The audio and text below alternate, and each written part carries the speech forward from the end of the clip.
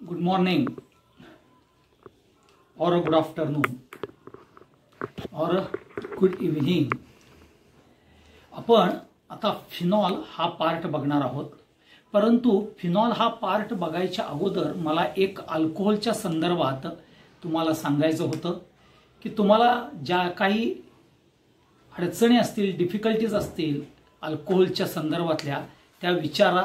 मला असं आढळून आलंय की बरेच जण अल्कोहोलचा जो आपण व्हिडिओज बघितलेत ते बरेच जण बघत नाहीत। मग ते सीईटीचे असू देत, जेडब्ल्यूचे असू देत किंवा नीटचे स्टुडंट्स असू देत, तर त्यांनी हे लक्षात घ्या, हे व्हिडिओ बघा, त्याशिवाय तुम्हाला परत अल्कोहोल फिनॉल हा पार्ट परत सांगताना तुम्हाला परत डिफिकल्टी येऊ नये म्हणून हे लक्षात घ्या।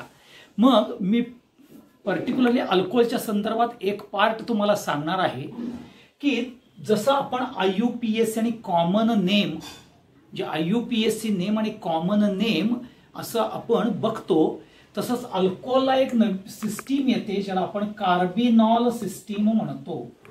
काय म्हणतो त्याला आपण? Carbinol system.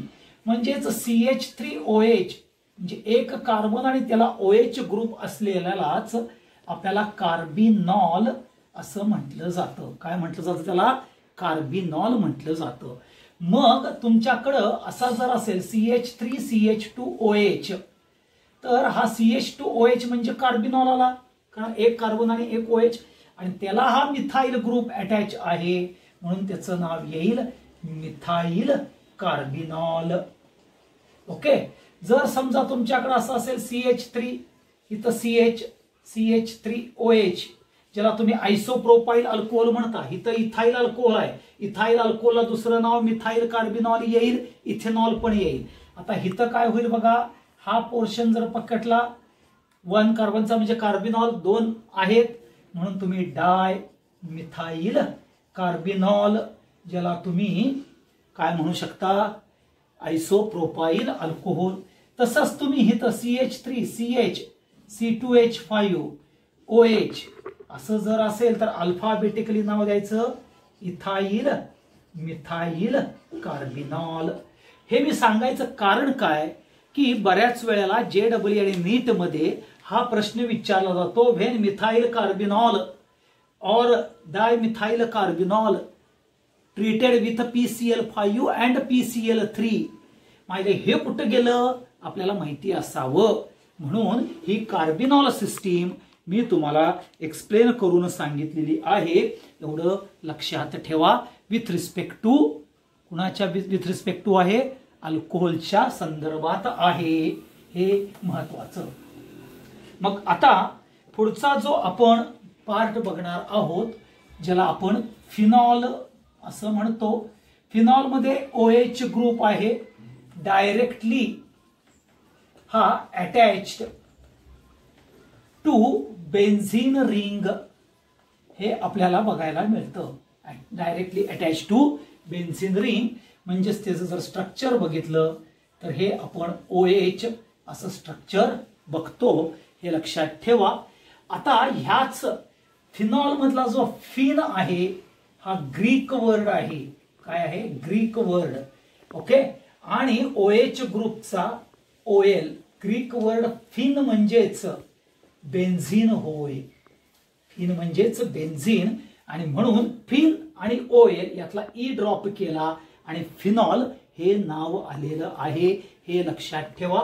ह्याच फिनॉललाच आपल्याला बेन्झेनॉल असं पण म्हणतात, कारण बेन्झीन मधला BENZEN बेन्झेनॉल असं सुद्धा म्हणतात, हे लक्षात ठेवा। ओके। तसंच त्याला हायड्रॉक्सी बेन्झीन असं पण नाव आहे, किंवा फिनाइल हायड्रॉक्साइड असं पण म्हटलं जातं। बघा, बेन्झेनॉल, हायड्रॉक्सी बेन्झीन हा पार्ट म्हटला जातो, फिनाइल हायड्रॉक्साइड असं सुद्धा म्हटलं जातं। ओके, लक्षात घ्या। आणि सगळ्यात महत्वाचं, ह्याला कार्बोलिक ऍसिड हे म्हटलं जातं। काय म्हटलं जातं? Carbolic acid. आता हा कार्बोलिक का आहे तर लक्षात घ्या, रंज नावाच्या सायंटिस्टनी हा फिनॉल डिस्कवर केला. आता हा डिस्कवर करत असताना middle oil fraction of coal tar. आता कोल टार म्हणजे तुमचा डांबर. कोल टारचं मिडल ऑइल फ्रॅक्शन केल्यानंतर तुम्हाला जो प्रॉडक्ट मिळाला, जो डेरिव्हेटिव्ह मिळाला, तो आहे फिनॉल. आणि त्यामध्ये लक्षात घ्या, कार्बोलिक ऍसिड मधला जो कार्बो येतं त्याला कोल म्हणजेच कोल टार पासून मिळणारा कार्बो, आणि जो पर्टिक्युलरली कार्बोलिक ऍसिड आहे, हा लक्षात घ्या, कार्बो मीन्स कोल.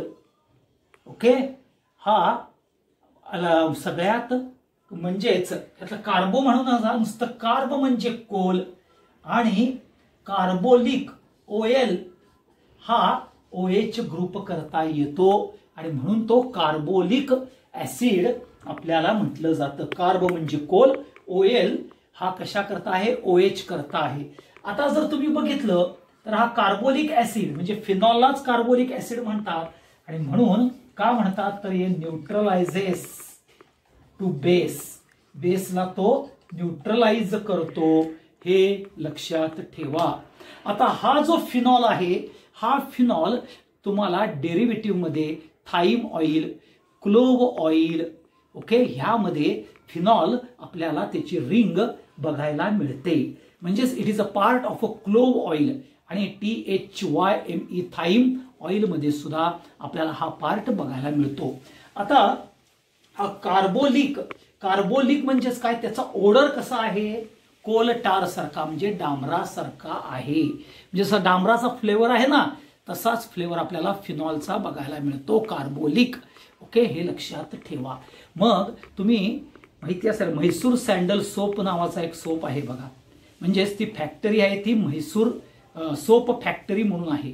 त्यामध्ये एक म्हैसूर सँडल सोप तयार करतात, परंतु त्याच्या बरोबरीनं आणखीन एक सोप करतात, त्याला कार्बोलिक सोप म्हणतात. आणि तो कार्बोलिक सोप असा दणक्या मोठा असतो, लक्षात घ्या. आणि त्याचा जर वास बघितला तुम्हाला, जस्ट लाईक डांबर, परंतु ते यूज अप्लाय केलं जातं स्किनला, कारण बऱ्याच वेळेला जर्मिसायडल ऍक्शन तो देतो. म्हणून हे लक्षात ठेवा, ही तुम्हाला इन्फॉर्मेशन महत्वाची तुम्हाला देतो. परत एकदा सांगतो, phenol directly attached OH group आहे. ओके, त्यालाच तुम्ही ग्रीक मध्ये त्याला फिन म्हणतात, म्हणजेच फिन म्हणजेच बेन्झिन, आणि त्याला OH ग्रुप जो OL आहे म्हणूनच त्याला तुम्ही फिनऑल, किंवा त्याला बेन्झिन मधला ई रिप्लेस करून बेन्झेनॉल म्हणू शकता. OH ग्रुप आहे म्हणून हायड्रॉक्सी बेन्झिन म्हणता, किंवा फिनाइल हायड्रॉक्साइड असं पण नाव देतात. आणि मोस्ट इम्पॉर्टंट म्हणजेच तो कार्बोलिक ऍसिड. ऍसिड काय आहे, तो न्यूट्रलाइजेस टू बेस करतो. आणि हा रंज नावाच्या सायंटिस्टने डिस्कवर केलाय, कसं middle oil fraction of a coal tar पासून आपल्याला हा डेरिव्हेटिव्ह बघायला मिळालेला आहे. ओके, मग आता पुढचा जो पार्ट येतो तो फिनॉलच्या संदर्भात, म्हणजेच त्याचं क्लासिफिकेशन होईल. आता ह्या क्लासिफिकेशन मध्ये आपल्याला पर्टिक्युलरली मोनोहायड्रिक, डायहायड्रिक हे आपल्याला क्लासिफिकेशन बघायला मिळणार आहे. आता मोनोहायड्रिक म्हणजेच एक OH ग्रुप प्रेझेंट असलेला हा तुमचा OH आहे. तसंच तुमचा हा OH, आता ही जर तुमच्या OH ला ज्या वेळेला CH3 पोझिशन हा जर अर्थोला असेल तर त्याला कॅचॉल म्हणतात, CHEOL कॅचॉल म्हणतात. जर ही पोझिशन म्हणजेच ऑर्थो कॅचॉल हा OH CH3 कुठं आला, मेटा पोझिशनला आला तर त्याला हा ऑर्थो कॅचॉल आला, हा मेटा कॅचॉल आला. ओके, आणि हा तुम्हाला पर्टिक्युलरली पॅरा कॅचॉल असं तुम्हाला फक्त इथं काय आहे, एकच OH ग्रुप आहे, एवढं लक्षात ठेवा. मग त्याच्यानंतर येईल डायहायड्रिक. आता डायहायड्रिक मध्ये 2 अल्कोहोलिक ग्रुप आहेत, म्हणजेच तुमचा हा OH आणि सेकंड OH जर दोन हायड्रिक हे असेल तर त्याला सॉरी हे कॅचॉल म्हणू नका बरं का राजानो, हा माझा पार्ट जरासा कॅचॉल नाही आहे इथं सॉरी ऑर्थोक्रेसॉल म्हणा, ऑर्थोक्रेसॉल, मेटाक्रेसॉल आणि पॅराक्रेसॉल. ऑर्थोक्रेसॉल, मेटाक्रेसॉल आणि पॅराक्रेसॉल. कॅचॉल नाही आहे, ह्याचं नाव कॅचॉल येते, CATCHEOL. कॅचॉल डायहायड्रिक अल्कोहोलचा पार्ट आहे. आता जर तुमचा हा OH ग्रुप आणि असा OH असेल मेटा पोझिशनला तर त्याला रेसॉर्सिनॉल असं म्हटलं जातं. आणि पॅरा पोझिशनला जर असेल हा OH आणि हा OH तर त्याला क्विनॉल किंवा हायड्रॉक्सी क्विनॉल, क्विनॉल का क्विनॉल आहे हे बघूया आपण. क्विनॉल, ओके, हे लक्षात ठेवा, हायड्रॉक्सी क्विनॉल असं म्हटलं जातं. ओके, आता ह्यामध्ये पुढचा येईल ट्रायहायड्रिक. आता ट्रायहायड्रिक मध्ये लक्षात घ्या, हा तुमचा OH ग्रुप, इथं OH आणि हा OH मेटा पोझिशनला आला तर इथं ह्याचं नाव येतं पायरोगॅलॉल. ओके, आता जर तुमचा हा OH आणि हा मेटा पोझिशनला म्हणजे 3 आणि 5 पोझिशनला असेल तर फ्लोरोग्लुसिनॉल असं म्हटलं जातं. आणि जर तुमचा हा इथं हायड्रॉक्स म्हणजे क्विनॉलला घेतला आणि ऑर्थो पोझिशनला एक OH ग्रुप टाकला तर इथं तुम्हाला हायड्रॉक्सी क्विनॉल, हा सॉरी हा क्विनॉल आहे, हा हायड्रॉक्सी क्विनॉल हे तुमचं नाव येतं. मग लक्षात घ्या, इथं तुम्हाला माहित होऊ शकता तुम्ही हायड्रॉक्सी बेन्झीन. आता ऑर्थोक्रेसॉल जर तुम्ही IUPAC नाव द्यायला गेला तर 1,2,2 मिथाइल फिनॉल असं म्हणू शकता, 3 methyl phenol, okay, and 4 methyl phenol असं नाव देऊ शकता. आता इथं बघा IUPAC 1 आणि 2 आहे, मग तुम्ही इथं बेन्झीन 1,2 डायोल असं नाव देऊ शकता. बघा इथं नाव देऊ शकता तुम्ही, इथं IUPAC बेन्झीन हा घ्या, 1,2 डायोल 2 आहेत म्हणून OH ग्रुप. रिसर्सनॉलचं काय येईल, बेन्झीन 1,3, ह्याचं काय येईल 1,4. आता इथं बघा 1,2,3, 1,2 बेन्झीन 1,2,3 ट्रायोल. इथं सुद्धा बघा 1,3,5 इथं येईल 1,3,5 म्हणजे बेन्झीन 1,3,5 ट्रायोल असं नाव येईल. आणि ह्याचं काय येईल बघा 1,2,4, ओके, बेन्झीन 1,2,4 ट्रायोल. अशी तुम्हाला आपल्याला पर्टिक्युलरली क्लासिफिकेशन आणि IUPAC नॉमेनक्लेचर हे बेन्झीनचं बघता येतं. ओके, परत एकदा सांगतो, मोनोहायड्रिक म्हणजेच एक OH ग्रुप पाहिजे, तो फिनॉल असेल आणि केंटोल्युन बरोबर OH ग्रुप जर अटॅच असेल तर तो ऑर्थोक्रेसॉल, मेटाक्रेसॉल, पॅराक्रेसॉल असं होतं. म्हणजेच OH ग्रुप बरोबर मिथाइल ग्रुप असेल त्यावेळेला. आणि जर 2 OH ग्रुप असेल तर डायहायड्रिक, 3 असेल तर ट्रायहायड्रिक. डायहायड्रिक मध्ये तुम्हाला ऑर्थो पोझिशनला OH ग्रुप आला तर कॅचॉल होतं, मेटाला रिसॉर्सिनॉल आणि पॅराला क्विनॉल. ट्रायहायड्रिक मध्ये आपल्याला पायरोगॅलॉल, फ्लोरोग्लुसिनॉल आणि हायड्रॉक्सिक्विनॉल असं तुम्हाला बघायला मिळतं, हे लक्षात ठेवा. आता हे सगळं झाल्यानंतर पुढचा जो पार्ट येतो तो म्हणजेच प्रिपरेशन मेथड. आता पहिली जी प्रिपरेशन मेथड जी आहे ती प्रिपरेशन मेथड, त्यातली पहिली प्रिपरेशन आहे ती आहे डाऊ प्रोसेस. काय आहे डाऊ प्रोसेस? ही 1928 ला पर्टिक्युलरली डिस्कवर झालेली आहे डाऊ प्रोसेस. आता डाऊ हे जे नाव आहे राजानो, DOW डाऊ, तर हे जे नाव आहे हे आपण बऱ्याच वेळेला सायंटिस्टचं नाव म्हणून पकडतो. तर डाऊ हे सायंटिस्टचं नाव नसून हे एका अमेरिकन केमिकल कंपनीचं नाव आहे. तुम्ही ज्या वेळेला शाळेत असाल 7वी 8वी तर लोणंद नाव म्हणून आपल्या इथं गाव आहे. कुठं पुण्याच्या शेजारी, साताऱ्याच्या शेजारी, पुन्हा साताराच्या शेजारी आपल्याला ते गाव बघायला मिळतं लोणंद, जिथं आपल्याला ज्ञानेश्वर महाराजांच्या पालखीचं किंवा तुकोबारायांच्या पालखीचं तिथं रिंगण घडलं जातं. ओके, आणि ते बघायला त्या लोणंदलाच ही फॅक्टरी डाऊ केमिकल्स होती. ती काही कारणानं आपल्याला पोल्युशन होतंय किंवा केमिकल फॅक्टरी आहे म्हणून लोणंदवाड्याने त्याला परत पाठवलं. म्हणून सांगायचा मुद्दा होता, डाऊ हे आपल्याला सायंटिस्टचं नाव नाही आहे राजानो, तर हे केमिकल फॅक्टरीचं नाव आहे. 1928 मध्ये त्यांनी फिनॉल कसा प्रोड्यूस करायचा ते बघितलं. आता त्यामध्ये ही 2 स्टेप आपल्याला प्रोसेस आहे. ह्या 2 स्टेप्स मधली पहिली प्रोसेस आहे ज्याला आपण क्लोरोबेन्झीन, हा त्यामध्ये आपल्याला काय घेतला जातो तर रॉ मटेरियल म्हणजे स्पेशल इन्ग्रेडियंट असतं, आणि त्याच्या बरोबरीनं ट्वाइस NaOH 8 to 10% हे तुम्हाला सोडियम हायड्रॉक्साईड बरोबर आपल्याला 613 केल्व्हिन टू 623 केल्व्हिन, काय काय जण 613 देतात, काय काय जण 623 केल्व्हिन देतात, विथ ॲटमॉस्फेरिक प्रेशर 300 ATM एवढं तुम्हाला प्रेशर आपल्याला युटिलाइज करावं लागतं. आता लक्षात घ्या, ह्या इथं तुमचा NaO हा H, NaO आणि हा H आहे, तर ह्या Cl ला हा NaO आपल्याला काय करतो सबस्टिट्यूट करतो, आणि तुम्हाला ONa म्हणजेच सोडियम फिनॉक्साइड, सोडियम फिनॉक्साइड त्यालाच सोडियम फिनेट असं नाव पण म्हटलं जातं, हे लक्षात ठेवा. ते तयार होतं. आता काय होतं, हा तुमचा H आणि हा Cl आपल्याला बाहेर पडतो, हे लक्षात ठेवा. 2 NaOH आहेत.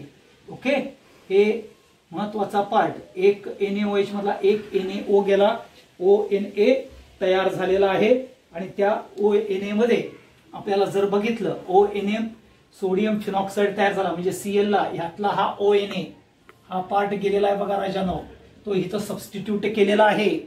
म्हणजेच हा ONa म्हणजेच negative part, hydrogen positive part आहे. ओके, हे लक्षात घ्या. आणि मग सोडियम फिनॉक्साइड आणि फिनेट तयार होतं. मग ह्या Na बरोबर हा Cl बाहेर पडतो आणि तुम्हाला NaCl तयार होतं, आणि हा O आणि हा H सगळे मिळून H2O बाहेर पडतं पहिल्या स्टेप्स मध्ये. आता दुसऱ्या स्टेप्स मध्ये काय होतं, जो तुम्हाला सोडियम फिनॉक्साइड तयार झालेला आहे तो आयदर डायल्यूट HCl बरोबर डिकम्पोजिशन मध्ये जातो. ओके, डायल्यूट HCl, किंवा आपल्याला mixture of CO2 plus H2O असं पण जातो, हे लक्षात घ्या डिकम्पोजिशन मध्ये. मग आता काय होतं बघा, हा जो H आहे हा Na ला रिप्लेस करतो. ओके, हा जो H आहे हा Na ला रिप्लेस करतो, आणि रिप्लेस केल्यानंतर तुम्हाला जो प्रॉडक्ट तयार होतो तो हा फिनॉल प्रॉडक्ट तयार होतो, आणि हा Na आणि हा Cl मिळून NaCl तयार होतं. आता जर CO2 प्लस H2O हा जर तुम्ही घेतला तर मी इथं काय करतो बघा, HOH फक्त लिहितो, H2O चं महत्वाचा पार्ट. आता काय होईल इथं HOH घेतल्यानंतर हा H जसा इथं रिप्लेस केला Na ला तसा तो रिप्लेस करेल. ओके, म्हणजेच इथं OH तयार होईल. ओके, आता तुम्हाला माहिती आहे हा Na आपल्याला मिळणार आहे. हा Na ह्या OH मधला हा H आणि हा CO2 आणि हा O मिळून NaHCO3 म्हणजे सोडियम बाय कार्बोनेट तयार होईल, हे लक्षात ठेवा. मग हे असंच डिकम्पोजिशन तुम्ही डायल्यूट H2SO4 बरोबर करू शकता. फक्त इथं काय करायचं, तुम्ही ONa ला घेत असताना ट्वाइस घ्या, म्हणजेच तुम्हाला इथं twice OH and plus Na2 SO4 तयार होईल. म्हणजेच फक्त आपल्याला बघायला मिळेल 2 स्टेप्स रिएक्शन. क्लोरोबेन्झीन हे महत्वाचं आहे, लक्षात ठेवा. क्लोरोबेन्झीन हॅलोजन डेरिव्हेटिव्ह मध्ये तुम्ही शिकलेला आहे. ह्या chlorobenzene in presence of sodium hydroxide 8 to 10%. Temperature आहे 613 केल्विन, 623, 300 ATM हे प्रेशर. सोडियम फिनॉक्साइड पहिल्या स्टेप्स मध्ये तयार होतं. दुसऱ्या स्टेप्स मध्ये सोडियम फिनॉक्साइड डिकम्पोजिशन किंवा रिएक्ट होतो डायल्यूट HCl किंवा mixture of carbon dioxide with H2O किंवा डायल्यूट H2SO4 बरोबर सुद्धा तुम्ही त्याचं डिकम्पोजिशन करू शकता. हे लक्षात ठेवा. आणि ही जी रिएक्शन आहे ती न्यूक्लिओफिलिक सबस्टिट्यूशन रिएक्शन आहे, हे लक्षात घ्या. आणि म्हणून 2 मार्काला तुम्हाला डाऊ प्रोसेस विचारली जाते. मग तुम्ही एक्सप्लेनेशन करून कसं लिहू शकता. When chlorobenzene is treated with sodium hydroxide, the particularly concentration of NaOH is 8 to 10%. at a 613 to 623 Kelvin at a 300 ATM pressure, chlorobenzene is converted into sodium phenoxide. And this sodium phenoxide in a second step undergoes decomposition with dilute HCl or a mixture of a carbon dioxide with water. You will get phenol. हे त्याचं explanation. नुसती reaction लिहायची नाही, त्याचं explanation सुद्धा महत्वाचं आहे. ही पहिली रिएक्शन, पहिली प्रिपरेशन मेथड ज्याला आपण डाऊ प्रोसेस म्हणतो. आता पुढची जी प्रोसेस आहे त्या प्रोसेसचं नाव आहे ज्याला आपण रॅशिंग प्रोसेस म्हणतो. काय म्हणतो ज्याला आपण? रॅशिंग प्रोसेस. आता हे रॅशिंग जे नाव आहे ते राजानो सायंटिस्टचं नाव आहे, एवढं लक्षात ठेवा. सायंटिस्टचं नाव आहे रॅशिंग. हे कुठलंही केमिकल कंपनीचं नाही आहे. परत इथं आपल्याला जो रॉ मटेरियल आहे तो क्लोरोबेन्झीन वापरायचा आहे, हे लक्षात घ्या. आणि हा जो क्लोरोबेन्झीन आहे हा वॉटर बरोबर H2O, ओके. आणि हे H2O म्हणजे super heated steam, superheated steam येते इन प्रेझेन्स म्हणजेच 698 केल्विनला, 698 केल्विनला in presence of calcium phosphate और सिलिकॉन डायऑक्साइड SiO2 और क्युप्रिक क्लोराइड म्हणजेच CuCl2, ओके. ह्या कुठल्याही तिन्हीपैकीही एक म्हणजेच क्लोरोबेन्झीन हा तुम्ही घेणार. कोणाबरोबर? क्लोरोबेन्झीन सुपर हिटेड. आता क्लोरोबेन्झीन सुपर हिटेड का केला जातोय? 698 केल्विनला. न्यूक्लिओफिलिक सबस्टिट्यूशनच आहे. H2O म्हणजेच परत तुम्हाला बघा इथं HOH येणार आहे आणि त्या HOH मधला OH सबस्टिट्यूट होईल आणि तुम्हाला फिनॉल हा प्रॉडक्ट तयार होईल आणि HCl हा in the form of gas बाहेर पडेल. आणि म्हणून आपल्याला कमर्शियली ही मेथड यूज केली जाते. आणि का तर आपल्या लक्षात घ्या प्युअर फिनॉल आपल्याला बघायला मिळणार आहे. प्युअर फिनॉल हा आपल्याला काय होतो? प्रोड्यूस होतो. कारण का जो रॉ आपल्याला जो इम्प्युरिटी आहे, जो बाय प्रॉडक्ट आहे तो HCl in the form of gaseous evolve होऊन बाहेर पडतो आणि तुम्हाला मिळून इथं एक्सलंट इल्ड हा डाऊ प्रोसेस पेक्षा सुद्धा आपल्याला रॅशिंग प्रोसेस प्रिफर केली जाते. हे सगळ्यांनी डोक्यात ठेवा. हा सगळ्यात महत्वाचा पार्ट येतो. रॅशिंग प्रोसेस हा इम्पॉर्टंट कॅरेक्टर आहे, 1 मार्काला विचारले जाते. मग पुन्हा क्लोरोबेन्झीन treated or superheated with a water molecule, that is a superheated steam at a 698 Kelvin in presence of a calcium phosphate or a SiO2 or a cupric chloride. It will give a phenol. It is used as a commercial method, excellent yield because a byproduct HCl evolve in the form of a gas. Okay, ही झाली आपल्याला दुसरी preparations method. आता तिसरी preparations method जी बघणार आहोत, ज्याला आपण from cumin, पुढची जी बघणार आहोत ज्याला आपण फ्रॉम क्युमिन. आता क्युमिन हे तुम्ही 11वीला बघितलेलं आहे बघा. ओके, आता ही सुद्धा 2 स्टेप्स रिॲक्शनच आहे. आता ह्या क्युमिन मध्ये तुम्हाला आपल्याला जर तुम्ही बघितलं तर हा CH, इथं CH3 मी असं लिहितो, हा CH, इथं CH3, ओके, आणि इथं हा CH3. ओके, असं मी लिहितो याला. म्हणजेच बघा, हा जर तुम्ही घेतला तर CH3, इथं CH, हा CH3, सॉरी इथं तुमचा बेन्झीन आणि हा CH3.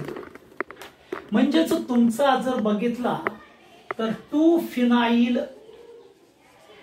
1 2 3 2 फिनाइल प्रोपेन असं नाव येईल, किंवा आयसोप्रोपाइल बेन्झीन असं पण नाव येईल.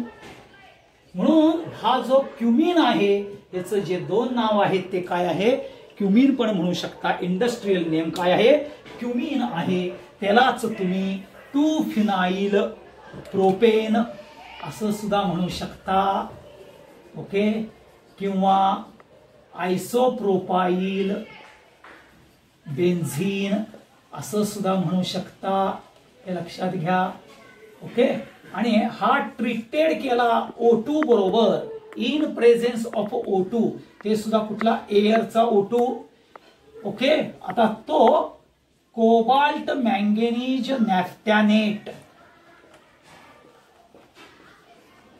Okay, 403 kelvin. ओके, टेम्परेचर पाहिजे. अँड अल्कलाइन मीडियम, कुठलं पाहिजे, अल्कलाइन मीडियम Na2CO3. Na2CO3 चं अल्कलाइन मीडियम दिसतं. Cobalt manganese naphthenate 403 kelvin. Okay, Na2CO3 solution, alkaline medium. आता ह्यामध्ये काय होतं, हा जो ऑक्सिजन आहे हा हायड्रोजनच्या इथं आपल्याला अटॅच होतो. आता आणि तो अटॅच कसा होतो, तर ह्या पद्धतीनं आपल्याला हा अटॅच होतो. हे लक्षात ठेवा. म्हणून मी ते लिहिताना हे असं CH3, हा CH3, हे 2 ऑक्सिजन OH. आता 2 ऑक्सिजन ऍड होतात म्हणजेच पेरॉक्साइड होतात, म्हणून ह्याला क्युमिन हायड्रो पेरॉक्साइड म्हटलं जातं. आता हा जो क्युमिन हायड्रोपेरॉक्साइड आहे ही स्टेप नंबर 1. आता स्टेप नंबर 2 मध्ये काय होतं, हा क्युमिन हायड्रोपेरॉक्साइड जो आपण घेतलेला आहे, ओके, हा डिकम्पोज केला जातो. आता हा जो डिकम्पोज केला जातो तो in presence of dilute H2SO4 आणि थोडंसं हिटिंग केलं जातं. आणि काय होतं, हा बॉन्ड या इथं ब्रेक होतो. सॉरी, या इथं नव्हे, हा असा बॉन्ड इथं ब्रेक होतो. आणि हा C double bond O. Okay, आता हा जो OH ग्रुप आहे हा फिनॉलला येणार, म्हणजे इथं तुमचं तयार होईल फिनॉल. आणि हा जो प्रोडक्ट आहे CH3, हा CH3 हा ऍसिटोन म्हणून बाहेर पडतो. ऍसिटोन ज्याला तुम्ही प्रोपॅन 2 ऑन असं सुद्धा म्हटलं जातं. आणि हा फिनॉल तयार होतो. आता ही इंडस्ट्रियल मेथड म्हणून यूज केली जाते. ओके, लक्षात घ्या, industrial method for preparation of a phenol. Okay, commercial पण यूज केली जाते, कारण ऍसिटोन हा प्रॉडक्ट तयार होतो म्हणून. म्हणजेच इंडस्ट्रियली ही फेवरेबल कॅरेक्टर आहे, हे लक्षात ठेवा.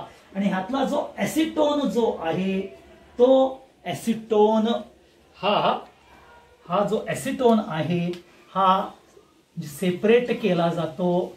Separate by distillation method. Distillation मेथडनं तो सेपरेट केला जातो आणि इंडस्ट्रियल व्हॅल्युएबल प्रॉडक्ट हे तुम्हाला या क्युमिन प्रोसेसनं बघायला मिळतात. ही रिॲक्शन म्हणजेच ह्या रिॲक्शनचं नाव येतं ऑटो ऑक्सिडेशन रिॲक्शन म्हटलं जातं. काय म्हटलं जातं? Auto oxidation reaction. आता ह्यामध्ये लक्षात घ्या, हा जो Na2CO3 आहे फर्स्ट स्टेपला, तुम्ही म्हणाल सर हितच काय Na2CO3 च्या ऐवजी हितच तुम्ही का केलं नाही?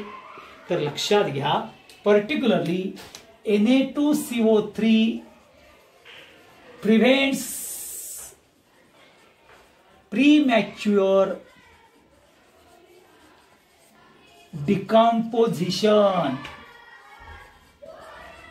ओके, हे प्रीमॅच्युअर डिकम्पोजिशन कोणाचं थांबवतं? तर क्युमिन हायड्रोपेरॉक्साईडचं. म्हणून अल्कलाईन मीडियम टाकलेला आहे. प्रीमॅच्युअर का? तर इल्ड मग आपल्याला फिनॉलचा किंवा ॲसिटोनचा तेवढा मिळाला नसता म्हणून अल्कलाईन मीडियम मध्ये ही रिॲक्शन आणि पुढं ऑटो ऑक्सिडेशन ही रिॲक्शन होण्याकरता क्युमिनची आपल्याला हा महत्वाचा पार्ट येतो. एवढं लक्षात ठेवा. थँक्यू. जी प्रोसेस येते ती म्हणजेच from benzene sulphonic acid. Benzene sulphonic acid. आता हे जे बेन्झीन सल्फोनिक ऍसिड जे आहे हे आपण जर बघितलं तर तुम्हाला माहिती आहे बेन्झीन हे घेतलं आणि कॉन्सन्ट्रेटेड H2SO4 हा 373 केल्व्हिनला घेतला तर तुम्हाला आपल्याला हा OSO3H म्हणजेच बेन्झीन सल्फोनिक ऍसिड आपल्याला तयार होतं. परंतु ही प्रोसेस आपल्याला किंवा ही स्टेप ह्या प्रोसेसमध्ये पकडली जात नाही.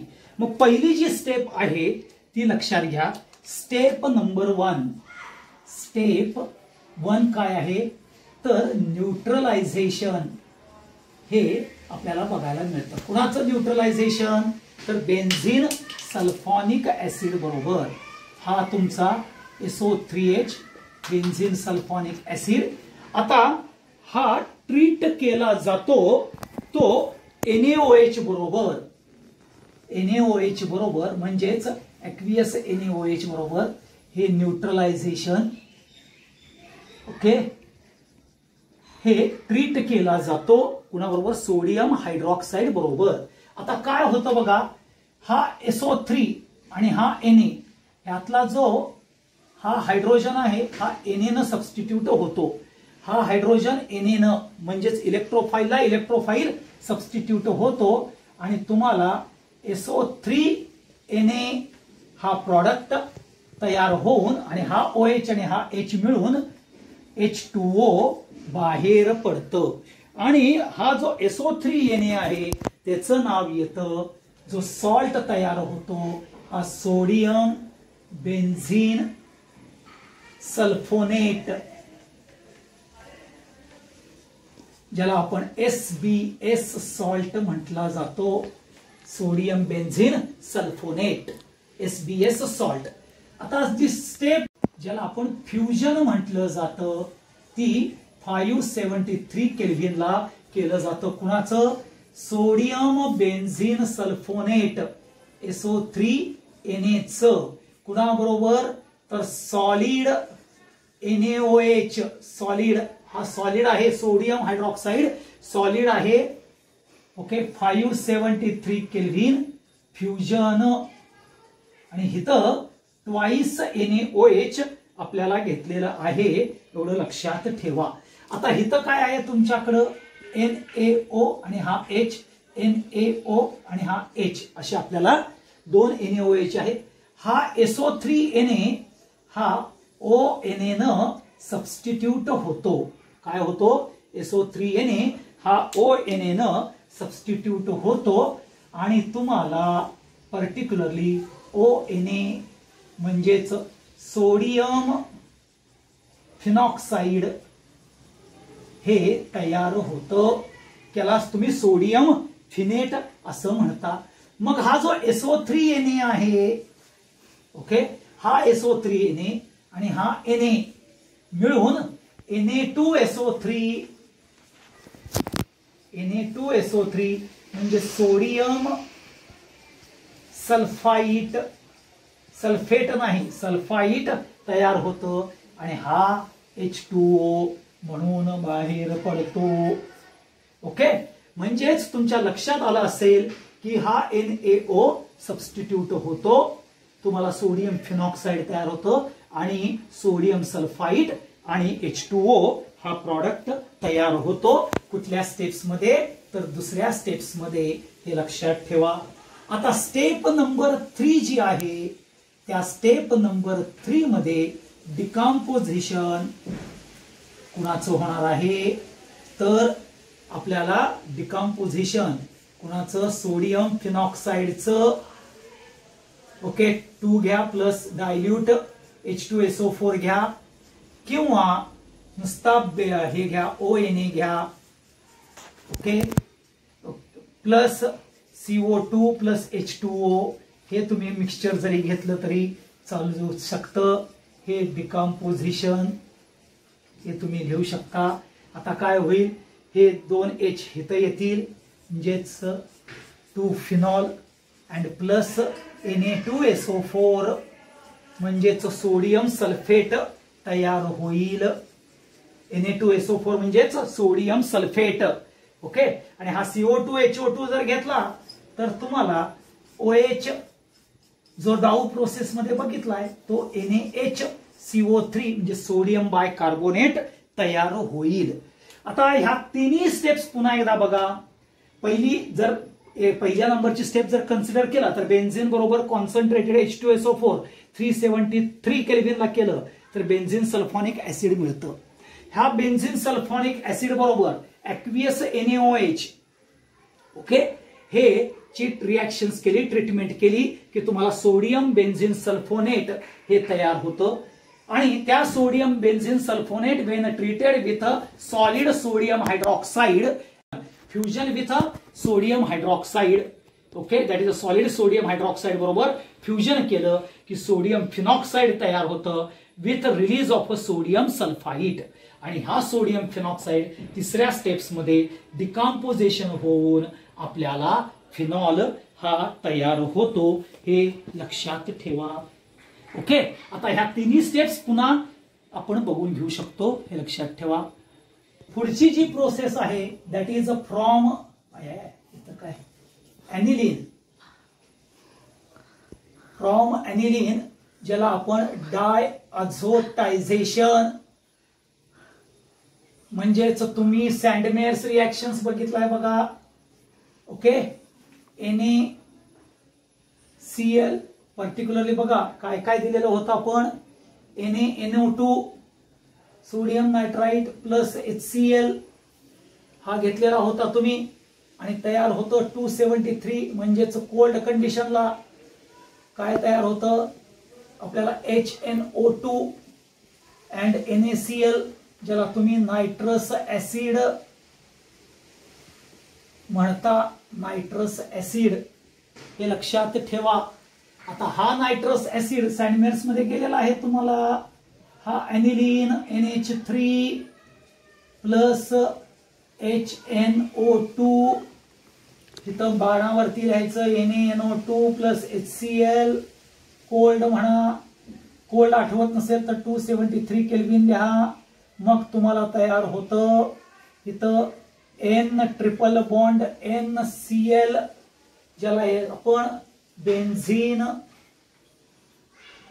डाय अझोनियम क्लोराईड हे नाव म्हटलं जातं आणि प्लस ट्वाइस H2O आपल्याला तयार होतं. आता हे ऍनिलीनचं कन्व्हर्जन बेन्झीन डाय अझोनियम मध्ये होतं, त्यालाच डाय अझोटायझेशन अशी प्रोसेसला म्हटलं जातं. डाय अझो का, तर इथं नायट्रोजन एक आहे, इथं 2 नायट्रोजन आहेत म्हणून डाय अझोटायझेशन. आता ही रिएक्शन JW ला झालेली नाही आहे, ही सॅन्डमेअर्स रिएक्शन हॅलोजन डेरिव्हेटिव्ह मध्ये आहे, परंतु नीट आणि सीईटीला ही रिएक्शन झालेली आहे अॅनिलीन बरोबर नायट्रस ऍसिड. ओके, हे लक्षात, HNO2 म्हणजे नायट्रस ऍसिड, ह्यातला तुम्हाला HONO असं तुम्हाला घेता येईल आणि इन प्रेझेन्स ऑफ HCl. मग ह्यातला काय होतं, हा N आणि हा N ट्रिपल बॉन्ड L आणि हा Cl तयार होतो आणि राहता राहिला हा आपल्याला एक H, हा 3H, 4H आणि हे 2 ऑक्सिजन मिळून ट्वाइस H2O तयार होतात. आता हा जो तुम्हाला बेन्झीन डायअझोनियम क्लोराइड आहे, ओके, त्याचं डिकम्पोजिशन होतं इन प्रेझेन्स ऑफ H2O म्हणजेच HOH न केलं जातं, हे लक्षात ठेवा. किंवा आपल्याला particularly dilute H2SO4 in presence of dilute H2SO4 हे डिकम्पोजिशन केलं जातं, किंवा CO2 प्लस H2 या मिक्सचरनं सुद्धा तुम्हाला डिकम्पोजिशन केलं की तुम्हाला बघा इथं आता हा HOH आहे, HOH हा सबस्टिट्यूट होणार आहे कुठला, हा प्रॉडक्ट सबस्टिट्यूट होईल बाय OH न, म्हणजेच तुम्हाला इथं काय मिळणार आहे, फिनॉल तयार होणार आहे. फिनॉल, आता हा N डबल बॉन्ड N आहे म्हणून N2 गॅस बाहेर पडेल आणि हा H आणि हा Cl मिळून HCl. बघा, हा H आणि हा Cl मिळून HCl, हा N आणि N एकत्र येऊन N2 गॅस बाहेर पडेल आणि तुम्हाला फिनॉल जनरेट होईल. आता CO2 प्लस H2O म्हणजेच मगाशी झालेली आहे डाऊ प्रोसेसला, त्या डाऊ प्रोसेसमध्ये जर तुम्ही बघितलं तर तुम्हाला हा phenol plus NaHCO3 sodium bicarbonate तयार होईल. आता हे तुमच्या पुस्तकात 4 ज्या काही म्हणजे Dow process, Raschig process, cumene from benzene sulphonic acid आणि डायअझोटायझेशन ह्या पर्टिक्युलरली बोर्ड करता आपल्याला ह्या रिएक्शन्स आहेत, एवढं लक्षात ठेवा. आता बोर्ड ज्या JEE आणि नीट करता एक्स्ट्रा ज्या रिएक्शन्स आहेत त्या आपण आता इमिजिएटच बघायच्या आहेत, एवढं लक्षात ठेवा. आता ह्या ज्या रिएक्शन्स आहेत त्या रिएक्शन्स मध्ये पहिल्यांदा डिकार्बॉक्सिलेशन ऑफ सॅलिसिलिक ऍसिड म्हणून येतं. कुठलं येतं, डिकार्बॉक्सिलेशन. लक्षात घ्या, प्रिपरेशन्स मेथड मध्ये पुढची जी रिएक्शन येते ज्याला आपण डिकार्बॉक्सिलेशन. आता डिकार्बॉक्सिलेशन म्हणजेच काय, ओके, डिकार्बॉक्सिलेशन म्हणजेच काय तर CO2 रिमूव्ह होणं किंवा मेटॅलिक कार्बोनेट म्हणजे Na2CO3 CaCO3 हे रिमूव्ह होणे म्हणजेच डिकार्बॉक्सिलेशन होय. आता तुम्हाला सॅलिसिलिक ऍसिड माहिती आहे, हा OH आहे आणि हा COONA म्हणजे sodium salt of salicylic acid. इथं H च्या ऐवजी मी फक्त Na घेतलेला आहे, एवढं लक्षात ठेवा. आणि ह्याच्या बरोबरीनं ज्या वेळेला तुम्ही NaOH in presence of CaO म्हणजेच सोडा लाईम झाली बघा 11वीला अल्केन तयार करण्याची प्रोसेस, आणि ते ज्या वेळेला तुम्ही हिट आउट करता, आता हे तुम्हाला माहिती आहे की ज्या वेळेला तुम्ही ते हिट आउट करणार आहात त्यावेळेला लक्षात घ्या, हा Na आणि हा O मिळून Na2CO3 बाहेर पडतं. काय बाहेर पडतं, हा Na हा COO आणि हा O मिळून Na2CO3 म्हणजे इथं मायनस लिहितो मी, Na2CO3 बाहेर पडतं, हे लक्षात ठेवा. आणि आपल्याला लक्षात घ्या की त्याच बरोबरीनं आपल्याला हेच आता इथं मी ट्वाइस NaOH घेणार आहे, एवढं लक्षात घ्या. हा NaOH हा NaOH हा आपण बघितलं Na2CO3 बाहेर पडला, इथं तुम्हाला काय होईल, हा H सबस्टिट्यूट होऊन ONA म्हणजे सोडियम फिनॉक्साइड तयार झाला. सोडियम फिनॉक्साइड बघा, हा ONA काय केलेला आहे, सबस्टिट्यूट केला हा हायड्रोजन ह्या पूर्ण OH ला. ओके, सोडियम फिनॉक्साइड तयार झाला, हा तुमचा OH बाहेर पडला. हा Na हा COO आणि हा O मिळून तुम्हाला Na2CO3 बाहेर पडायला मिळाला आणि तुमचा बाकीचा मिळून ट्वाइस H2O हा तुम्हाला बाहेर पडतो. म्हणजेच इथं मी तुम्हाला -H2O असं लिहू शकतो. आणि मग हा जो सोडियम फिनॉक्साइड आहे त्याचं सोडियम फिनॉक्साइडचं डिकम्पोजिशन HCl न डायल्यूट HCl न, ओके, किंवा H2O न म्हणजेच हायड्रोलायसिस न तुम्ही करू शकता आणि तुम्हाला मिळू शकतं OH प्लस NaCl हे तयार होऊ शकतं. ही डिकार्बॉक्सिलेशन मेथड आहे, हे लक्षात ठेवा. Na2CO3 मेटॅलिक कार्बोनेट बाहेर पडतं म्हणून. ठीक आहे, ही पहिली मेथड झाली ज्याला आपण डिकार्बॉक्सिलेशन, जे तुमच्या पुस्तकात नाही परंतु JEE करता लागतं. हे सॅलिसिलिक ऍसिड आहे, हे लक्षात ठेवा. ओके, सॅलिसिलिक ऍसिड फक्त कसं आहे, sodium salt of salicylic acid आहे, सोडियम ऍड आहे, H आपण रिमूव्ह करून घेतलेला आहे, एवढं लक्षात ठेवा. ठीक आहे, आता ही डिकार्बॉक्सिलेशन मेथड झाल्यानंतर आपल्याला पर्टिक्युलरली जी आपल्याला आहे ती महत्वाची मेथड म्हणजेच particular oxidation of Grignard's reagent म्हणून येईल. काय येईल, ऑक्सिडेशन ऑफ ग्रिग्नार्ड्स रिएजंट. आता ऑक्सिडेशन ऑफ ग्रिग्नार्ड्स रिएजंट म्हणजेच काय घेणार, हा आम्ही MgBr घेणार, म्हणजे phenyl magnesium bromide, phenyl magnesium bromide हा आपण घेतला. आणि O2, आता हे दोन जर तुम्ही घेतले, फिनाइल मॅग्नेशियम O2 बरोबर रिॲक्ट केलं म्हणजेच ऑक्सिडेशन केलं तर तुम्हाला इथं OMgBr हे दोन मध्ये बघायला मिळतात. मग हेच कन्व्हर्जन होतं आपल्याला 2OMgBr, ह्यामध्ये हा ऍडिशनल प्रॉडक्ट तयार होतो. काय तयार होतं, ऍडिशनल प्रॉडक्ट. कुणापासून, हा OO तयार होऊन OOMgBr, कारण का दोन आहेत आपल्याला आणि त्यामुळे आपल्याला OMgBr तयार होईल. आणि ह्याचं ज्या वेळेला आपण हायड्रोलायसिस करू HOH न, म्हणजेच डायल्यूट HCl बरोबर ऍसिड हायड्रोलायसिस करू, त्यावेळेला हा OH इथं आपल्याला हा OMgBr ला सबस्टिट्यूट करतो, फिनॉल तयार होतं आणि तुम्हाला MgBr OH तयार होतं. आपण बघितलं बघा, फॉर्माल्डिहाइड कीटोन आणि ऍसिटाल्डिहाइड पासून प्रायमरी, सेकंडरी आणि टर्शरी अल्कोहोलच्या प्रिपरेशन मेथड जशी बघितली तशीच मेथड ही जाते, त्यालाच ऑक्सिडेशन ऑफ ग्रिग्नार्ड्स रिएजंट म्हटलं जातं.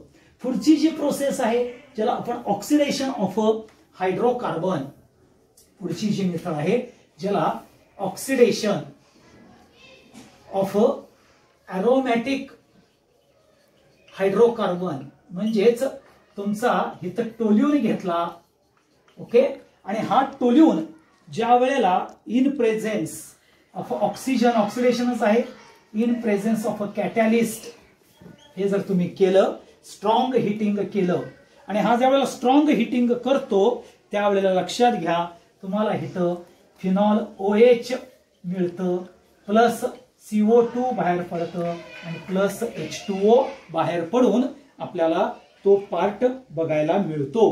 म्हणजेच काय बघायला मिळतं, एरोमॅटिक हायड्रोकार्बनचं ऑक्सिडेशन. फक्त हिटिंग जे आहे ते स्ट्रॉंग हिटिंग करावं लागतं, ज्याला आपण इन प्रेझेन्स ऑफ कॅटॅलिस्ट, हे आपलं दोन प्रकारचे ऑक्सिडेशन आहेत, एक ग्रिग्नार्ड्स रिएजंट बरोबरचं आणि एक एरोमॅटिक हायड्रोकार्बन ज्याला आपण टोल्यून म्हणतो, हे लक्षात ठेवा.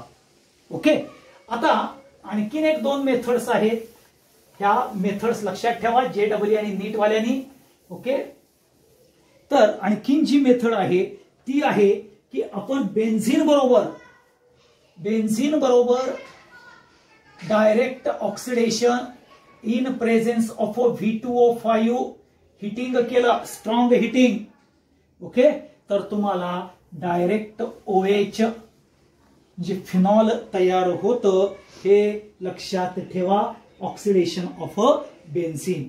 आता पुढचा जो पार्ट येतो ज्याला म्हणतात हायड्रॉक्सिलेशन ऑफ बेन्झीन. पुढचा हे ऑक्सिडेशन डायरेक्ट बेन्झीनचं केलं आपण, आणि पुढे येतं हायड्रॉक्सिलेशन ऑफ बेन्झीन.